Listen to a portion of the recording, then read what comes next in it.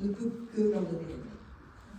Vous-même, dans votre carrière, je crois qu'il n'y a pas de cinéaste russe.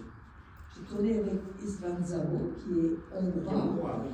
J'ai tourné avec Konchalovsky, j'ai fait un film avec Julia Andrews qui s'appelle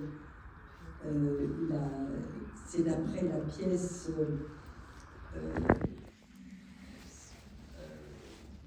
Duke for One, ça s'appelle en anglais, c'est Duke pour une soliste. C'est l'histoire de cette grande violoniste qui tombe malade et qui ne peut plus jouer.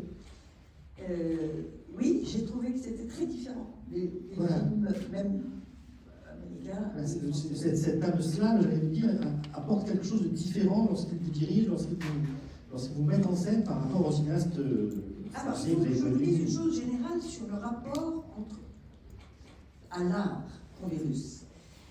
Dans la société russe, un artiste, une grande chanteuse, une grande actrice, peut épouser un aristocrate.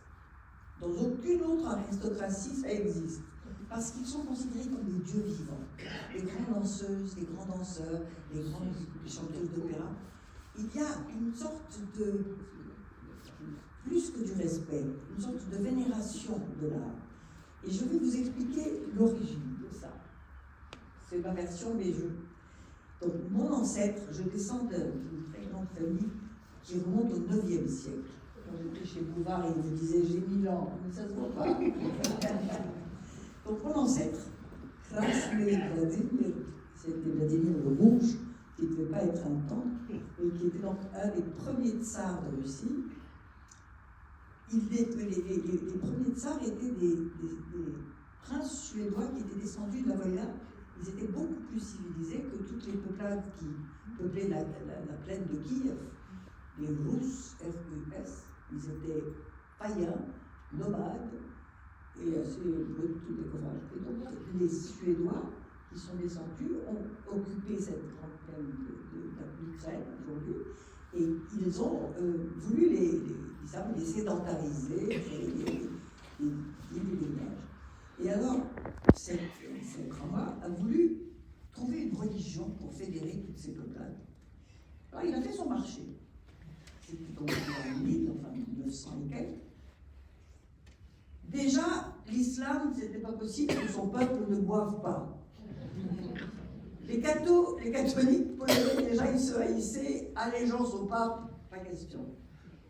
Il y avait une religion qui était pratiquée par les Khazars, qui était une peuplade au-delà du Dniestre, qui en fait sont les ancêtres des Ashkénazes. C'était des gens qui avaient adopté la religion hébraïque sans être sémites. Ça fait beaucoup plus de pensée normale. Là-dessus, il fait un grand voyage à Constantinople et on lui met dans les pattes une belle Théodora, je ne sais pas quoi, on l'emmène dans les églises. Alors c'était les ors, les encens, les chants, tout ça, il a trouvé ça formidable, l'orthodoxie, qui était déjà un peu déclinante. Mais enfin, il a adopté l'orthodoxie. Mais qu'est-ce qu'il a ramené à Kiev dans son peuple? C'est le théâtre, l'art, l'expression. Et je crois que c'est une clé pour comprendre le peuple russe, c'est que l'art est pour eux presque religieux. Ils ont une... Et la religion elle-même est un spectacle. Je ne sais pas si vous avez entrevu un peu de ces obsèques de Navalny hier. C'est quelque chose de bouleversant parce que de toute façon, les chants sont